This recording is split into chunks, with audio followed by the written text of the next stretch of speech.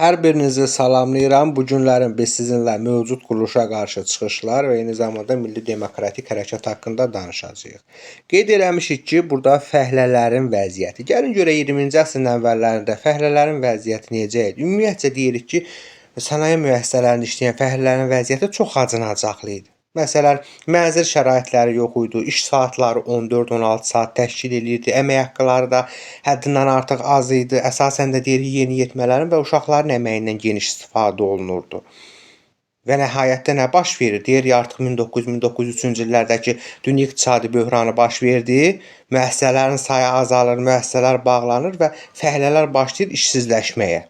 Bu da gətirir nümayiş və tətillərə çıxardır. Qeyd eləmişik ki, 1902-ci ildə, bəli, deyirik artıq 1902-ci ilin aprel ayında Bakıda ilk açıq siyasi nümayiş keçirildi.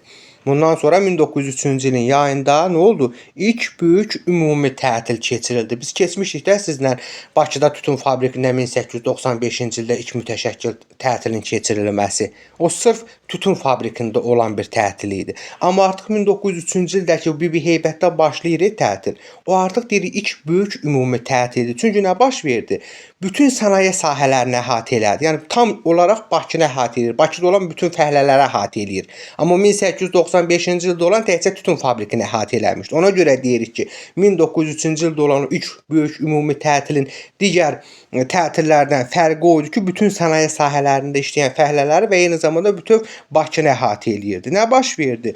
Tətil zamanı bəli, deyirik hətta çıxışlara rəhbərlik etməkdən ötürü tətil komitələri yaradılır və həmin tətil komitələrdə sahibkarlar qarşısına tələblər qoyurlar. Yəni bir növ tələbnamə hazırlayırlar. Düzdür ki, tələblərin az, cüzi və yaxud da qismən bir hissəsi yerinə yetirilir və nəhayətində ordunun gücü ilə fəhlə hərəkatı yatırılır. O da bir müddətlik də tamamilə yatırılmır. Çünki biz onu hardan bilirik?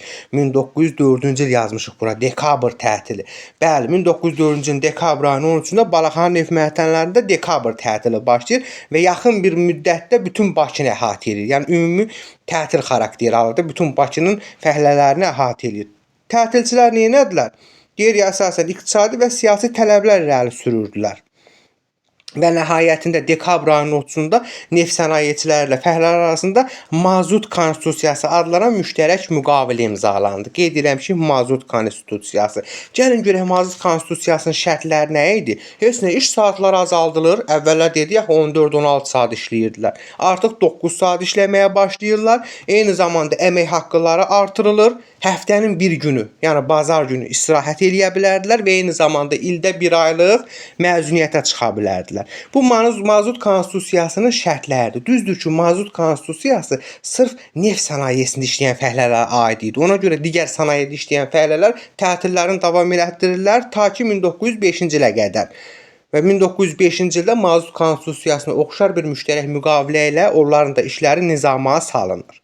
Eyni zamanda qeyd eləmişik kəndli hərəkatı və qaçaqçılıq. Bəli, 20-ci əsrin əvvəllərdə əsasən harada yayılmışdı? Qaçaqçılıq Yelizavetpol quberniyasına daha çox yayılmışdı. Məşhurlar kimlər idi? Dəlalov var idi, Qaçaq Süleyman var idi. Onlar əsasən çar məmurlarına və eyni zamanda erməni terrorçularına qarşı mübarizə aparırdılar. İndi bura qeyd eləmişik 1905 qanlı bazar günü. Bəli. Bu birinci Rus inqilabının başlanğıcıdır. Bəli, deyirik nə baş verdi? Rus-Yapon müharibəsində Ruslar biabırçı şəkildə məğlubiyyətə uğradılır və bu da ölkə daxilində olan o siyasi, sosial-iqtisadi böhranları dərinləşdirir.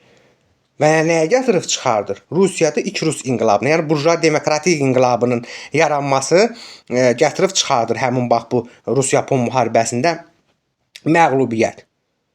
Deyirik ki, nə baş verdi? 1905-ci ilin yanvar ayının 9-da Petrogradda üsyan baş verir. Həmin vaxtı onu biz qanlı bazar günü adlandırırıq da. Hökumət də üsyançıları güllabaran eləyir. Və bununla da burjua demokratik inqilabı başlayır həmin 1905-ci ildə. Aha, yazmışıq ki, əhalinin diqqətini yayındırmaq. Bəli, artıq onlarda burjua demokratik inqilabı başlayanda Çar hökuməti nə edirdi? İstəyirdi ki, Azərbaycanda olan əhalini inqilabi hərəkatdan yayındırsın, eyni zamanda demokratik hərəkatı boğsun. Ona görə müəyyən addımlar işləyib hazırlayırlar. Məsələn, biz deyirik ki, o həmin məsələ qanlı bazar günü xəbər Azərbaycana çatanda nə baş verir? Artıq ümumi tətillər keçirilir, tətil komitələr yaradılır, Hətta 1905-ci ildə Bakı Fəhlə Deputatları Soveti yaradıldı. Lakin sonradan deyirik 1906-cı ildə qubernatorun əmri ilə fəaliyyəti dayandırılmışdı. Bəli, gəlin görək bu inqilabi hərəkatdan bizi yayındırmaq üçün hansı işlər görürlər. Məsələn, 1883-cü ildəki ləğv olundu Qafqaz canişinliyi. 1905-ci ildə onu bərpa eləyirlər. Eyni zamanda Bakıda general qubernator vəzifəsi yaradırlar. Bakı şəhərində hərbi vəziyyət elan eləyirlər. 1890-cı ildəki yaranmışdı erməni millətçiləri tərəfindən Daşnak Sütun Partiyası. Onlara da nə edirlər? Deyirlər ki, milli qırğın keçirin. Milli qırğın siyasəti ilk dəfə Bakıda başladılır. Daşnak Sütun Partiyası haqqında danışmışam da mən sizə keçən dəfə. Böyük Ermənistan xulyası ilə yaranmışdı. Güya Osmanlı torpaqlarını, bizim torpaqları birləşdirib Böyük Ermənistan yaradacaqdılar. Dənizdən dənizə, Xəzər dənizindən Qara dənizə qədər Böyük Ermənistan xulyası ilə yaradılmışdı və onlar da əsasən soyqırımı üstün tuturdular da, buradakı insanlar tamamilə qırıb torpaqlarını ələ keçirmək. Eyni zamanda 1905-ci il Oktyabr 17 manifesti yazmışıq. Bu nə deməkdir? Artıq inqilabın təsiri ilə nə baş verir? Çar hökuməti məcburi şəkildə güzəştə gedir. Ona görə 1905-ci ilin oktyabrın 17-də manifest verir. Nə idi manifestdə? Nədən söhbət gedirdi? Deyirdi, bu Rusiyada yaşayan nə qədər əhali var ha? Bax, onlara şəxsiyyət toxunulmazlığı verilir, eyni zamanda fikir azadlığı, söz azadlığı verilir, mətbuat azadlığı verilir, təşkilatlar yaratmaq üçün icazələr verilir və hətta nədir? Qanunverici orqan olan Dumaya seçkilərin keçirilməsi haqqında da vədlər verilmişdi. Həmin o 1905-ci il oktyabrın 17 manifestində.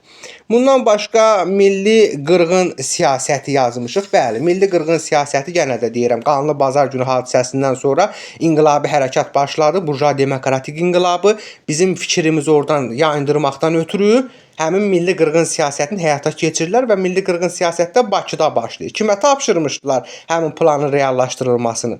Nakashitziyə, yəni qubernatora tapşırmışdılar. Bəli, özü harda başladılar?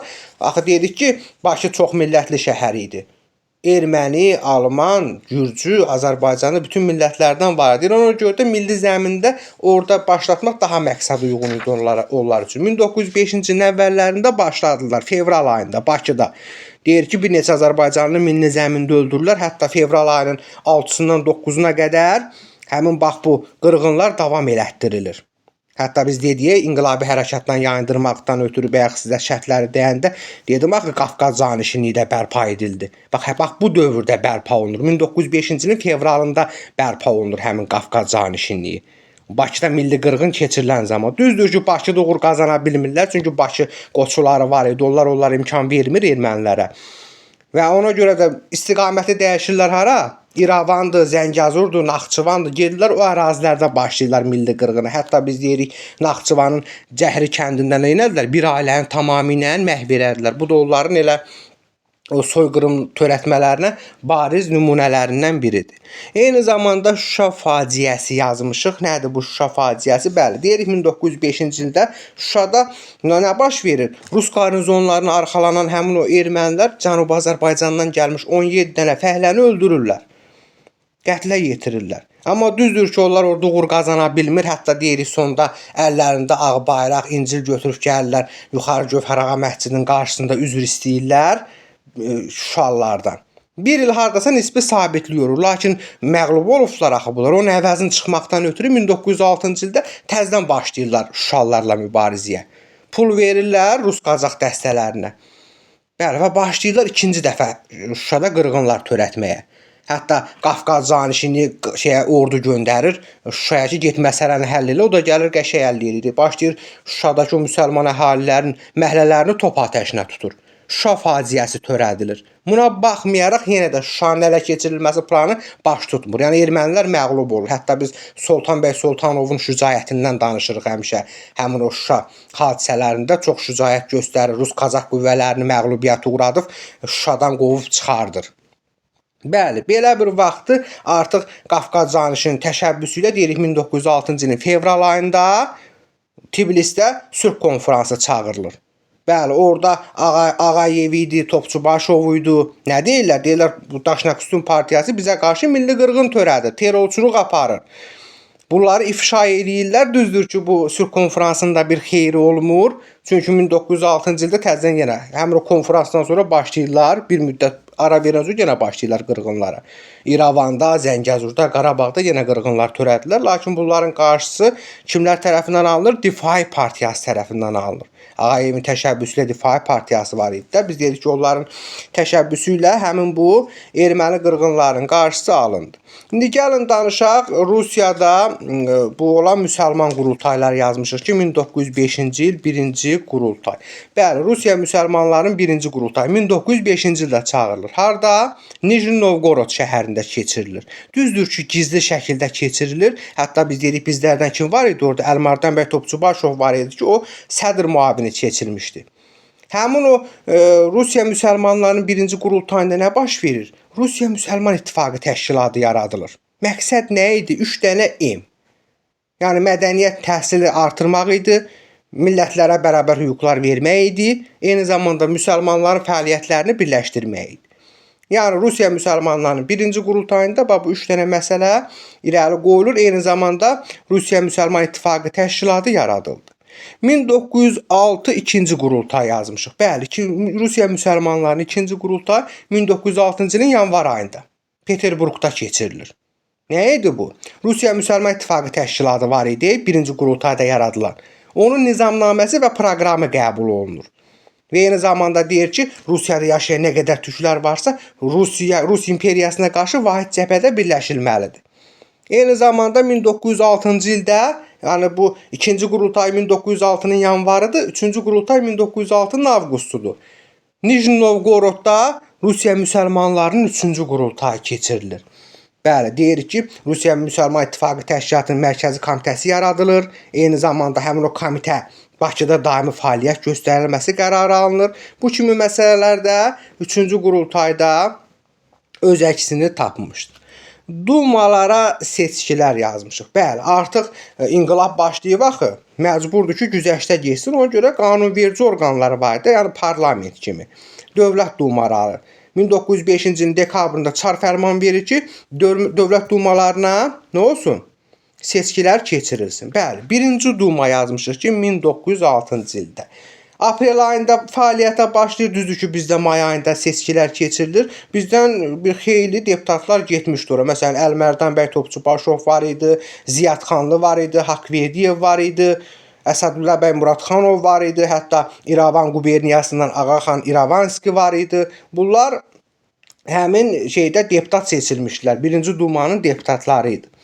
Hətta bu Dumada müsəlman fraksiyasının sədri də elə Əlmardan bəy Topçubaşov idi.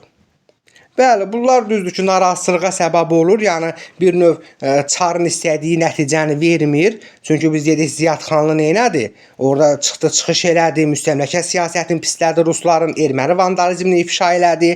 Eyni zamanda Əlmardan bəy Topçubaşov var idi ki, o da orada müəyyən çıxışlar eləyirdi ki, nəhayətində bəli 1906-cı ilin yayında deyir ki, 1-ci duma buraxıldı. Elə 1-ci duma buraxılandan dərhal sonra da Əlmardan bəy Topçubaşov deputatlarla birlikdə Vubok bəyannaməsi imzalayır ki, bu Vubok bəyannaməsinə görə elə Topçubaşovla Ziyadxanov da nə olur? Həbs olunurlar. İkinci duma yazmışıq. Bu 1907-ci ildir. Bəli, 1907-ci ilin fevralında fəaliyyətə başlayır. Söz çox fəaliyyət göstərmir. Elə yazda da, payızında da daha doğrusu fəaliyyətini dayandırır. İkinci dumada bizdən məsələn deputat seçilmişdi. Fətəli xan Xoyski idi, Zeynal Zeynalov idi, Məhəmməd ağa Şaxtariskin idi, eyni zamanda Mustafa Mahmudov idi, Xəlil bəy Xasməmmədov idi. Bunlar ikinci dumaya deputat seçilmişdilər. Bu da yenə deyirəm çox fəaliyyət göstərmir və üçüncü duma. Bu da 1907-ci ildən düz 1912-ci ilə qədər fəaliyyət göstərir, amma burada yalnız bir nəfər seçilmişdir. Yəni Cənubi Qafqaz müsəlmanlarından yalnız bir nəfər deputat seçilir. Kim idi o? Xəlil bəy Xasməmmədov deputat seçilmişdi. Və hətta deyirik Xəlil bəy Xasməmmədov da nə eləmişdi? 3-cü dumada müəyyən tələbləri irəli sürmüşdü. Məsələn, demişdi ki, türk müsəlman xalqlarına azadlıqlar verilsin, siyasi hüquqlar verilsin, eyni zamanda məhkəmədir, təhsil sistemidir, bizim öz ana dilimizdə aparılsın. Hətta deyirik ki, 3-cü Duma müsəlmanlara, eyni zamanda türklərə qarşı mürtəce qərarları ilə yadda qalmışdı. 4-cü Dumaya da seçkilər 1912-ci ildə başlayır, düz 1917-ci ilə qədər fəaliyyət göstərir. Yəni 1912-ci ilin dekabrından 1917-ci ilə qədər fəaliyyət göstərir. Bəli, burada da yenə də 7 nəfər var idi. Yəni sırf türklərdən, Azərbaycandan yox. Şimali Azərbaycandan da yalnız bir nəfər var idi. Məmməd Yusif Cəfərov deputat seçilmişdi. Bəli, yəni bu dumalar haqqında mənə elə gəlir ki, bu qədər məlumat kifayətdir.